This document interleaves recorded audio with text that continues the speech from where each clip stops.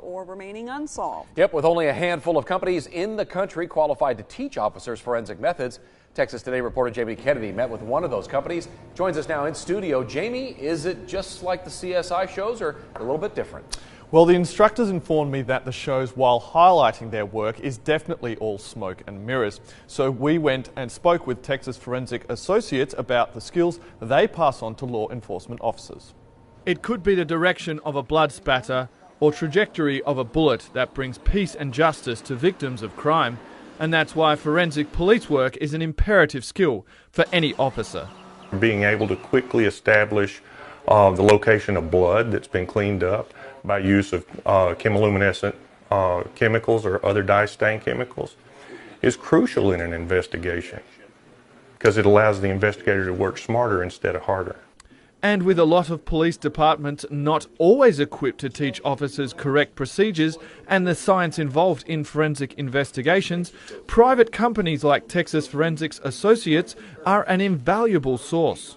Most all of the agencies in the country have some type of forensic training, some more than others.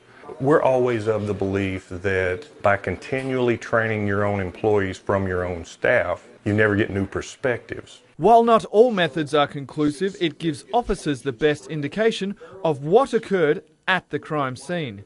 If we're projecting back toward the shooter from the bullet defect itself, then that gives us a better indication of where to go look for evidence. As many are familiar with shows such as CSI, the specialised officers at Texas Forensics are quick to point out the difference between Hollywood and real life and the implications their work have on victims' lives.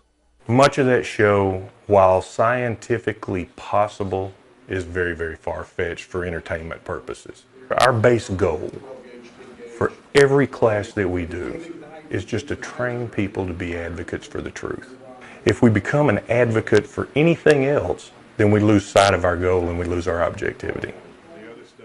So really great to see how dedicated the people at Texas Forensic Associates are, and a great example of the difference between them and the CSI shows is the fact that you can't freeze hamburger meat with liquid nitrogen and turn it into a bullet. Well, does MacGyver know about this? What? What does he? What?